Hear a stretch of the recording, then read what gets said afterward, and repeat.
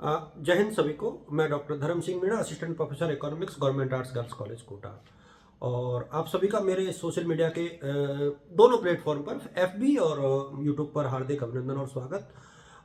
ये बहुत संक्षेप में वीडियो बनाऊंगा लेकिन यूजफुल बहुत है, क्योंकि मैं इस पूरे वीडियो में स्कॉलरशिप जो है काली बाई मेधावी स्कूटी योजना और इसके अतिरिक्त देवनारायण स्कूटी योजना, तो दोनों स्कूटी योजनाओं को लेकर के विस्तार से चर्चा करूंगा। और ये बहुत जरूरी है कि बच्चों को इसके बारे में पता रहे और किसी भी प्रकार का डाउट उनके मन में नहीं रहे।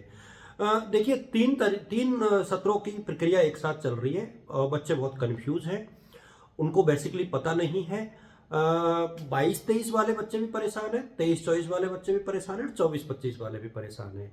तो इस वीडियो में मैं कोशिश करूंगा कि आपके लगभग सभी सवालों के जवाब दे दूं। जो स्टूडेंट्स देखें, मैं सभी से एक बार फिर ये कहना चाहूंगा, बच्चों जो भी देखें वो एक दूसरे के साथ साझा करें। जो साथी यदि देखते हैं, मेरे दोस्त, मेरे मित्र कहीं से भी इस वीडियो को देखते हैं, उनसे भी आग्रह करूंगा कि आप लोग अपनी टाइमलाइन पर इसको शेयर कीजिएगा।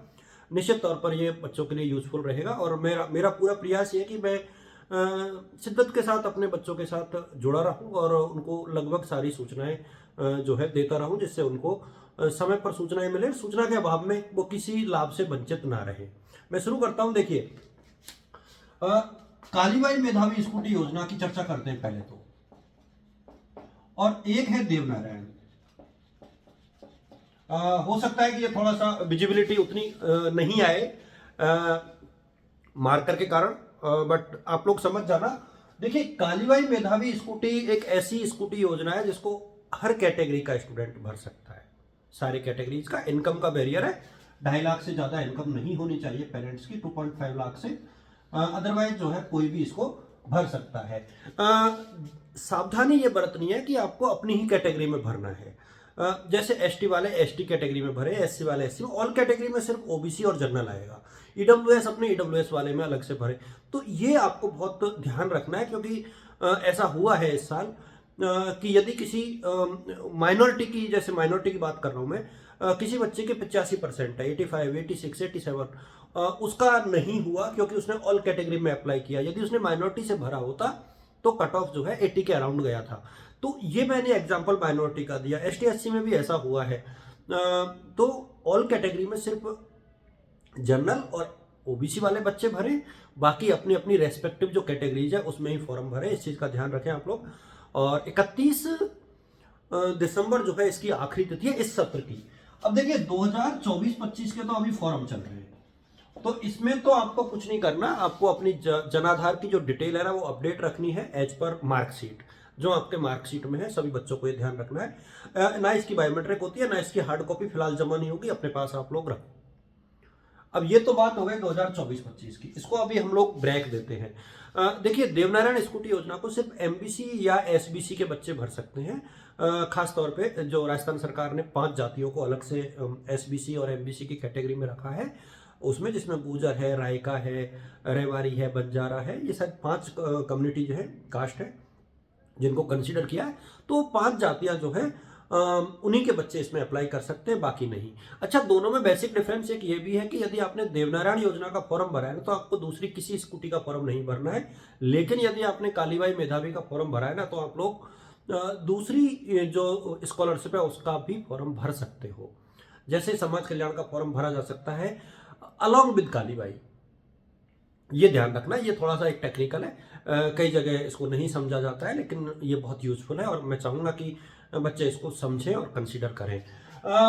देखिए, 2023-24 और 22-23, सॉरी 2022-23 के बच्चे जो हैं उनको अभी स्कूटी के लिए कॉल नहीं आया है। उनके पास डॉक्यूमेंट्स उनके जमा हो चुके हैं ऑलरेडी।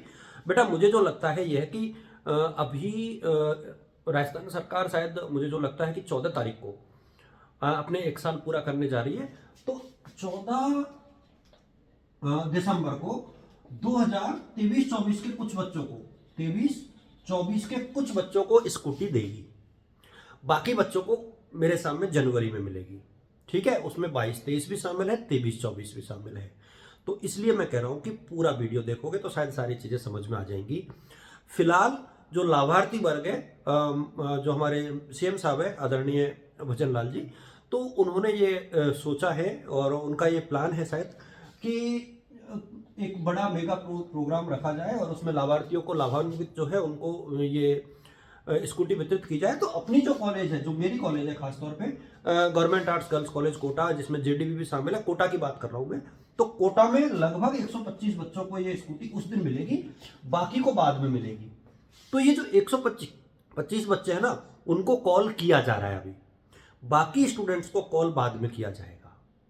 डॉक्यूमेंट्स वेरिफिकेशन सबका होगा, आपको कॉल कर दिया जाएगा, परेशान होने की आवश्यकता नहीं है। अभी सिर्फ उन बच्चों को कॉल जा रहा है जिनको स्कूटी मिलनी है, 23-24 की स्कूटी 14 तारीख को मिलनी है ना, सिर्फ उनको कॉल जा रहा है अभी, इसलिए परेशान नहीं होना है। आप लोग अपने डॉक्यूमेंट्स अपने पास रखें, 10th 12th की मार्कशीट, आधार कार्ड, 3 फोटो का सेट, ये डॉक्यूमेंट्स, लर्निंग लाइसेंस, यदि आपका अंतिम सूची में नाम है तो लर्निंग लाइसेंस भी आप लोग बनवा के रखें, स्कूटी आपको मिलेगी।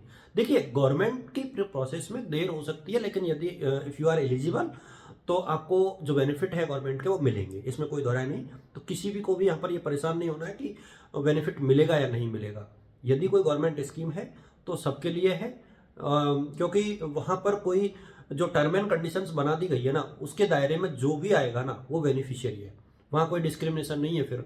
तो इसलिए 2023-24 के जो बच्चे हैं वो बिल्कुल परेशान नहीं हो, और इनको जो है बाकी बच्चों को स्कूटी मेरे हिसाब में जनवरी में मिल जानी चाहिए। ये मेरा ओपिनियन है, हो सकता है सरकारी प्रक्रिया है, डेट ऊपर नीचे हो सकती है। 22-23 वाले बच्चे बहुत ज़्यादा परेशान है, क्योंकि वो फाइनल ईयर में आ गए और उनसे पहले उनके जूनियर्स को स्कूटी मिल रही है। तो वाकई समस्या तो है, अधिकारियों को कंसिडर करना चाहिए था, पता नहीं क्यों नहीं किया।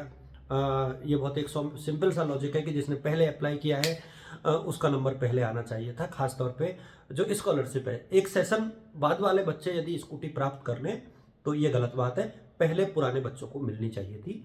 This is my opinion, I think students भी इससे एग्री करेंगे और साथी भी। तो बेटा ये बच्चे भी परेशान नहीं हो, मुझे लगता है कि जनवरी में डेफिनेटली इन बच्चों को भी मिलनी चाहिए। और हम अपने तरफ से, मैं कॉलेज की तरफ से एश्योर्ड करता हूं कि इसको लेकर के जो हमारे उच्च अधिकारी है उन तक इस मैसेज को डिलीवर करवा दिया जाएगा बहुत जल्दी, और हम कोशिश करेंगे कि आप लोगों को भी आपकी जो स्कूटी है वो जल्दी वितरित की जाए। अच्छा, ये पूरी प्रोसेस मैंने आप लोगों को समझा दी। बायोमेट्रिक इसमें नहीं होती है, हार्ड कॉपी तब जमा होती है जब आपकी फाइनल लिस्ट आ जाती है। बच्चे डिपार्टमेंट का पूरा ध्यान रखें, ये आप लोगों के लिए बहुत यूज़फुल है कि किस डिपार्टमेंट से आपने फॉर्म भरा है, अब जिस कैटेगरी के हैं आपको उसी कैटेगरी में फॉर्म अप्लाई करना है। ये बहुत सोचने लायक बात है, महत्वपूर्ण बात है। तो मैं चाहूँगा कि आप लोग जिनको ये लगता है कि ये वीडियो बहुत यूज़फुल है, प्लीज़ आप लोग ये मेक श्योर करें कि ये ज़्यादा से ज़्यादा बच्चों के बीच में जाए और स्टूडेंट इससे लाभान्वित हो पाएँ। आप सभी को शुभकामनाएं, wishing you all the best और good luck. Thanks to all of you, keep watching, thank you.